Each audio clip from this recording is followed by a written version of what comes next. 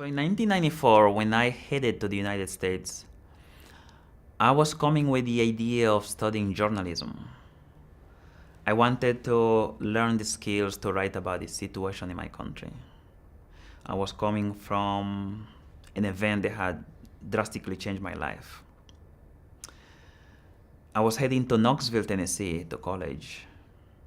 I didn't know anything about Knoxville, Tennessee, because in Equatorial Guinea, even in movies, you see Western movies and you know something about Texas, you know something about countries, about states, US states, they are featured in those Western movies.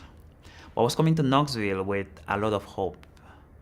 I knew enough about the US to know that if I worked hard, I would acquire the skills that help me change the situation in my country.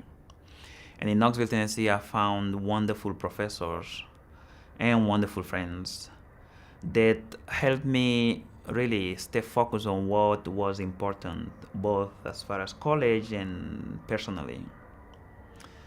Eventually in Knoxville, I became not only did I got, or not only did I earn my baccalaureate degree, but I also decided to go to law school, where I began to feel that, I had the preparation to deal with what I thought at that point was the biggest challenge inside my country: lack of rule of law. There was no laws. The country was guided by one family and one family alone.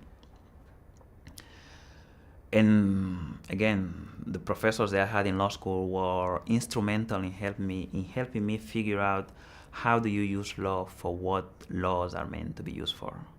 Right? In Knoxville, I also decided, after studying law, to join an organization, a legal aid organization, and work on behalf of rights of migrant workers. So for 3 years in Tennessee, I worked representing migrant workers from Central and South America, working in the poultry and catfish processing industries. It got me a chance to an opportunity to see what was happening in Mississippi, in Alabama, in Louisiana, in Arkansas, Kentucky, all the states where migrant labor was a big factor of the economies in those places. But fundamentally, it gave me an opportunity to learn how people could actually change the situation in which they lived in. I worked with some amazing people, immigrants, who came to the United States with absolutely nothing. But within a few years, learning their rights, learning the language, learning the ways, could drastically change their lifestyle and their family lifestyles, both in Tennessee and these other states that I've mentioned, as well as back at home in Guatemala and Mexico.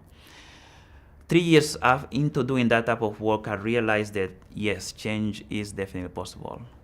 If working on employment and immigration rights with these amazing people, we can so drastically change not just their life here, but their life back in their countries. Certainly, we Equatorial Guineans can do this. In 2004, I decided to go back to school. And I went to Columbia University in New York, where I got an LLM, a Master's in Law degree, focusing specifically on human rights. 2005, once I was done with my LLM, I decided that I needed an organization that could allow me to focus all my energies working on Equatorial Guinea, looking at the intersection of oil or energy and human rights.